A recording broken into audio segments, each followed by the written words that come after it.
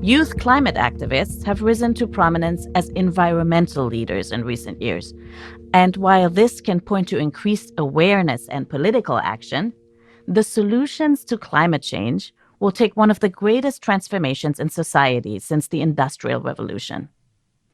Luisa Neubauer is a climate activist and organizer of the School Strike for Climate movement in Germany. And in today's talk, she reminds us that change is dependent on all of us to drastically shift culture. Usually, in these kind of TED Talks, I would now say how it's all really hopeful. How we young people are going to get this sorted, how we're going to save the future and the planet and everything else. How we young people striking for the climate are going to fix this. Usually. But this is not how this works. This is not how this crisis works. The world would have to see changes we have never experienced before. We'd have to fully decarbonize economies by 2050 and transform the distribution of powers that is currently allowing those fossil fuel giants and political leaders to stay on top of the game. We are talking of nothing less but the greatest transformation since the Industrial Revolution. We are talking, if you want to put it that way, we're talking of a climate revolution in a minimum amount of time. We wouldn't have a single further year to lose. And in any case, for any of that change to happen, the world needs to stop relying on 1 or 2 or 3 million school strikers to sort this out. Yes, we are great. We are going to keep going, and we are going to go to places no one ever expected us, yes. But we are not the limit. We are the start. This is not a job for a single generation. This is a job for humanity. And this is when all eyes on you. For this change to happen, we will have to get 1 million things sorted. It's an incredibly complex thing after all. But there are some things that everyone can get started with. Bad news first, if you thought I would tell you now to cycle more or eat less meat, to fly less or to go second-hand shopping, sorry. This is not that easy. But here comes the good news. You are more than consumers and shoppers, even though the industry would like you to keep yourselves limited to that. No. Me and you, we are all political beings, and we can all be part of this answer. We can all be something that many people call climate activists. Yay? So what are these first steps? 4 first steps that are essential to get everything else done. 4 first steps and that everyone can get started with. 4 first steps that decide about everything that can happen after. So what's that? Number 1. We need to drastically reframe our understanding of a climate activist, our understanding of who can be the answer to this. A climate activist isn't that one person that has read every single study and is now spending every afternoon handing out leaflets about vegetarianism in shopping halls. No, a climate activist can be everyone. Everyone who wants to join a movement of those who intend to grow old on a planet that prioritizes protection of natural environments and happiness and health for the many over the destruction of the climate and the wrecking of the planet for the profits of the few. And since the climate crisis is affecting every single part of our social, of our political, and of our private life, we need climate activists everywhere, in every corner, not only in every room, but also in every city and country and state and continent. Second, I need you to get out of that zone of convenience, away from a business as usual that has no tomorrow. All of you here, you are either a friend or a family member, you are a worker, a colleague, a student, a teacher, or in many cases, a voter. All of this comes along with a responsibility that this crisis requires you to grow up to. Does the company that employs you all that sponsors you is on track of meeting the Paris Agreement? Does your local parliamentarian know that you care about this, that you want this to be a priority in every election? Does your best friend know about this? Do you read a newspaper or write a newspaper? Great. Then let them know you want them to report on this on every issue and that you want them to challenge decision makers in every single interview. If you're a singer, sing about this. If you're a teacher, teach about this. And if you have a bank account, tell your bank you're going to leave if they keep investing in fossil fuels. And of course, on Fridays, you should all know what to do. Thirdly, leaving the zone of convenience works best when you join forces. One person asking for inconvenient change is mostly inconvenient. 2, 5, 10, 100 people asking for inconvenient change are hard to ignore. The more you are, the harder it gets for people to justify a system that has no future. Power is not something that you either have or don't have. Power is something you either take or leave to other, and it grows once you share it. We young people on the streets, we school strikers, we are showing how this can work out.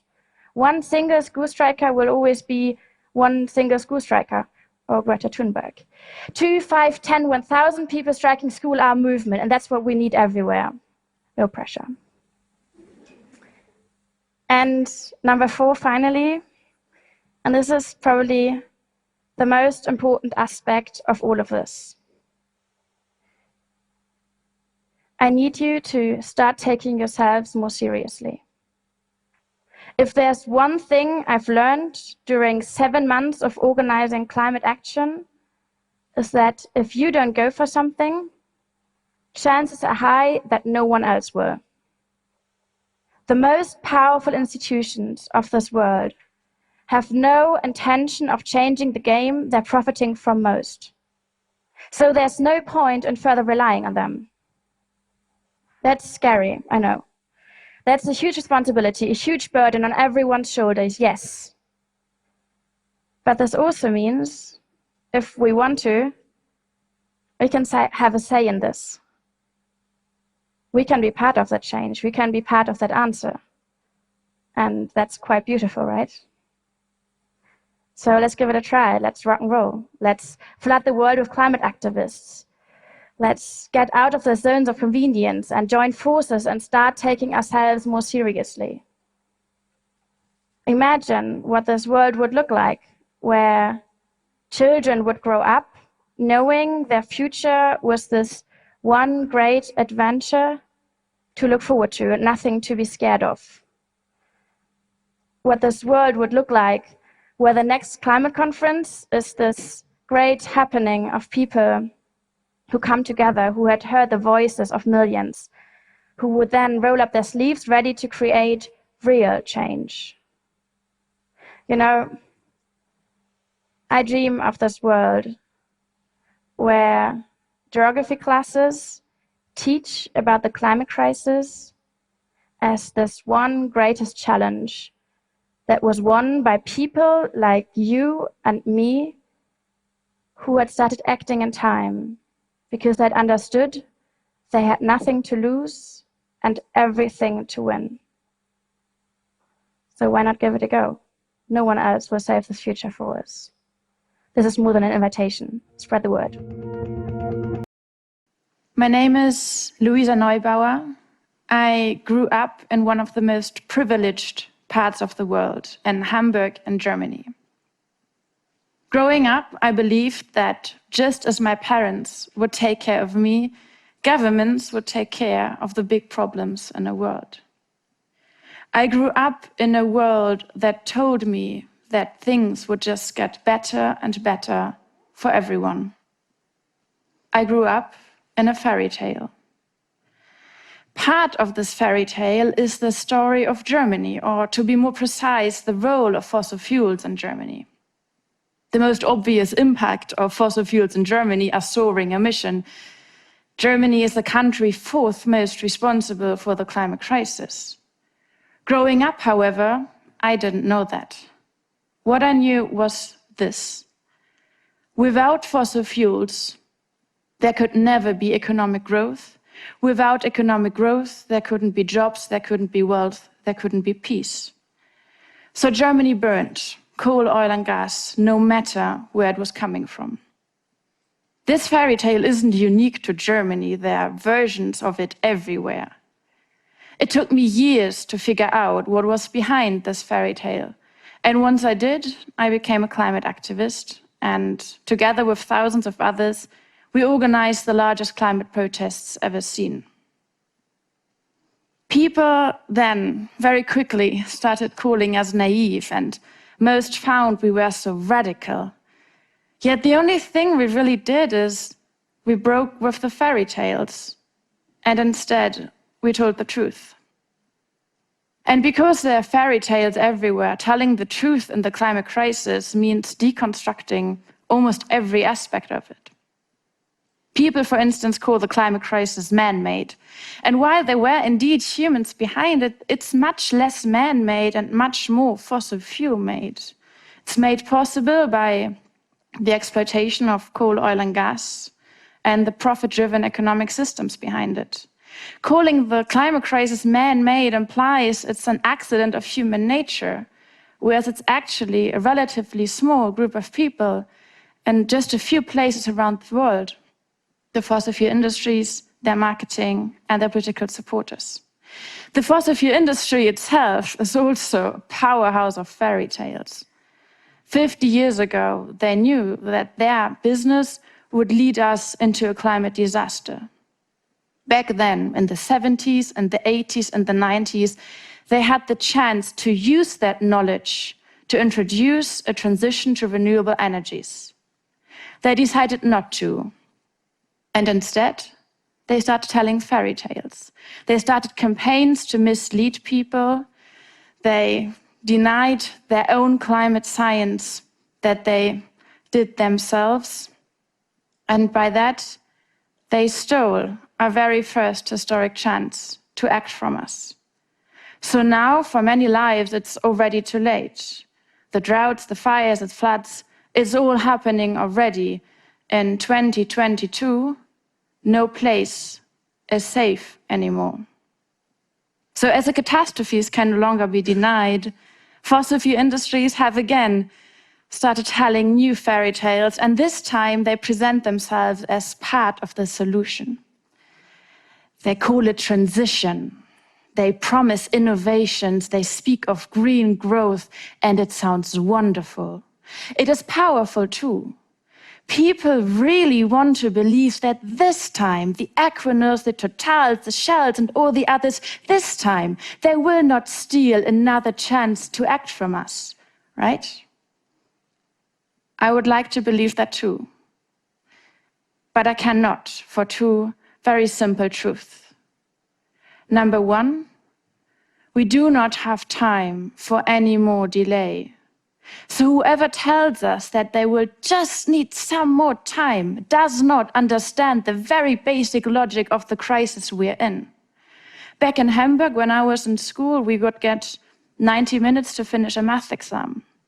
The fossil fuel industry is in a way taking that very exam right now, but instead of 90 minutes, they tell us they will finish in 9 years. Back in school, that attitude would have got me failing my assignments. And the second truth is, and that's the simple equation behind the climate crisis, to limit global heating to 1.5 degrees, or as close as we can possibly get to that. There cannot be any new fossil fuel exploration. No single new project can be constructed. Yet as we speak, fossil fuel industries are planning, let alone 195 new mega projects, so-called climate bombs, each of them emitting more than 1 gigaton of CO2. So as the wind turbines peacefully spin at the TV commercials they present to us, fossil fuel industries are expanding everywhere around the world and dancing on our chances to create anything like a climate justice world. And after all, this isn't just about the climate. Back in Hamburg 30 years ago, when my grandmother installed her first solar panel on the roof and people started talking of the German Energiewende, it was estimated that Germany could become energy independent. It didn't happen. Why? Fossil fuel industries went ahead, lobbied against environmental policies, and together with their political supporters, brought the energy transition in Germany almost to a complete halt. More than 100,000 jobs were lost in the solar industry alone. And as the energy transition slowed down, Germany imported more fossil fuels from Russia than any other country. And now we watch as Vladimir Putin invades Ukraine, made possible by a fossil fuel war machinery and paid for by countries like Germany. Fossil fuels don't only take lives and livelihoods and destroy our climate. They empower autocrats everywhere to start wars, to threaten democracies, and to threaten energy systems in places like Germany and across the globe into their knees. I grew up in a world where fossil fuels, one way or the other, would protect our democracies, our economies, and our peace. Yet the truth is, in the 21st century, we need to understand fossil fuels as a single great threat to our democracies, our economies, and our peace. So what can be the role of fossil fuel industries in the 21st century? To the fossil fuel executives, the boards, the shareholders, and everyone attached, the messages are quite simple. Stop expanding fossil fuels and stop lying to us about that. Yet maybe we shouldn't trust those messages to reach the right people in the short amount of time we have left. So there are other messages for everyone else. Number one, if fossil fuel industries don't listen when people and science tell them to get out of fossil fuels, they should not be listened to when they tell us more fairy tales about wanting to be part of the solution. Number two, if fossil fuel industries don't stop the destruction of livelihoods, especially in the most affected places, they need to be stopped by us.